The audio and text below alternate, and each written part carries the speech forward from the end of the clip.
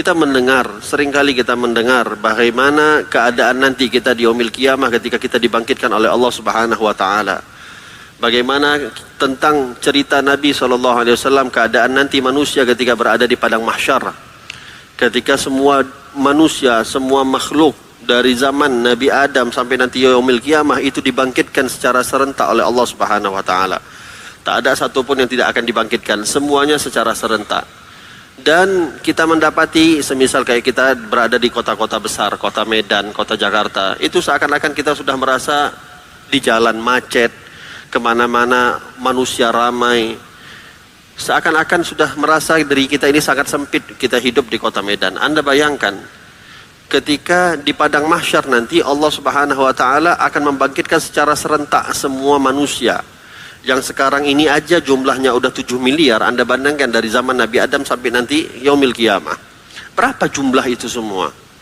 Dan Allah bangkitkan secara serentak. Oleh sebab itu kata Nabi SAW, kita semua nanti keadaannya di padang mahsyar akan saling menginjak satu dengan yang lain.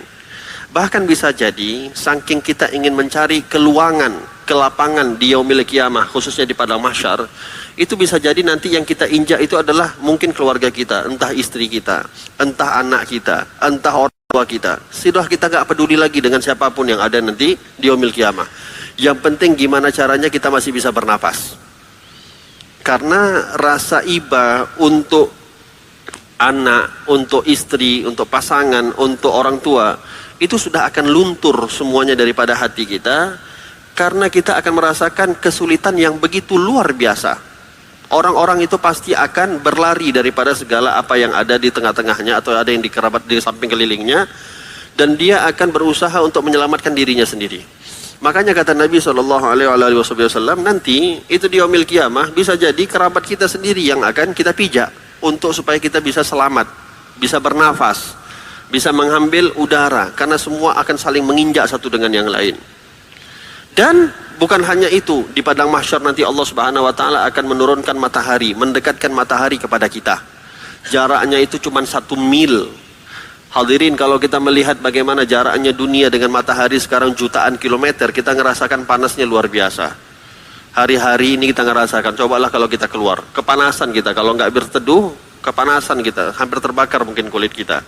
Ini dengan jarak antara dunia sama bumi itu, antara dunia sama bumi sama matahari itu jutaan kilometer. Anda bayangkan coba, ketika matahari yang panasnya begitu luar biasa didekatkan sama Allah Subhanahu wa taala, cuman jaraknya itu 1 mil.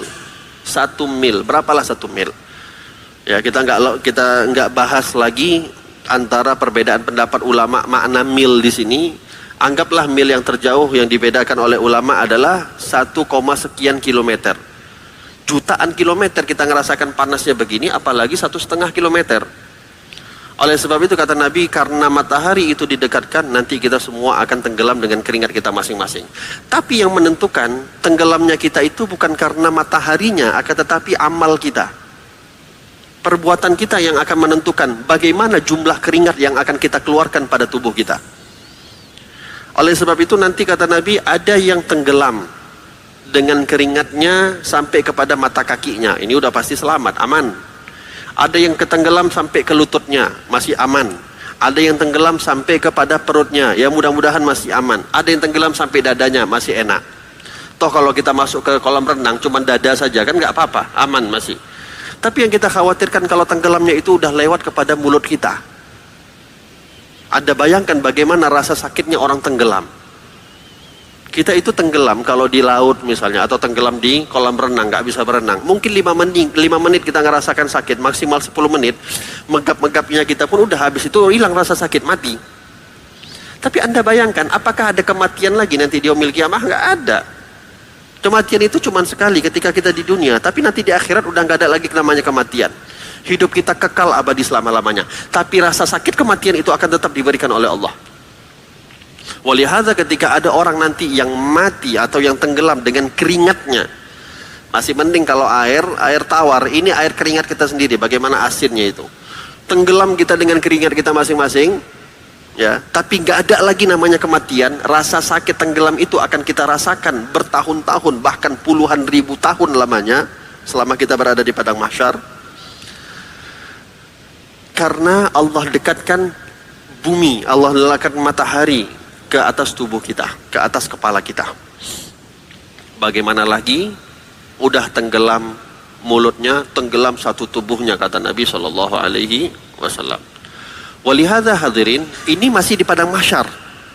Ya. Keadaan ini, itu yang membuat nanti orang kafir tuh bilang, orang-orang kafir bilang, ya Allah, tolong kami, keluarkan kami daripada keadaan ini, masukkan kami cepat-cepat ke dalam api neraka. Mereka minta itu. Cepat-cepat masukkan kami ke dalam api neraka. Gak kuat lagi kami hidup dengan keadaan yang ada di padang mahsyar ini. Mereka gak tahu bahwasanya kalau mereka tenggelam di padang mahsyar, masih tenggelam dengan keringat, di api neraka mereka tenggelam dengan api. Jauh lebih pedih lagi. Jauh lebih dahsyat lagi azabnya. Tapi itulah gambarannya bagaimana sakitnya orang-orang yang ada nanti di padang mahsyar. Mereka minta ingin cepat selesai daripada apa hukuman yang Allah berikan kepada di padang mahsyar. Cepat-cepat selesai walaupun masuk ke dalam api neraka. Walihada hadirin, ini masih di padang mahsyar. Belum lagi kita berbicara nanti di yaumil mizan. Belum lagi kita berbicara nanti di sirat. Belum lagi nanti kita berbicara antara surga dan neraka. Baru satu saja ketika kita dibangkitkan oleh Allah di padang mahsyar, begini dahsyatnya. Inilah kesulitan, contoh bentuk-bentuk kesulitan yang akan kita alami nanti di akhirat.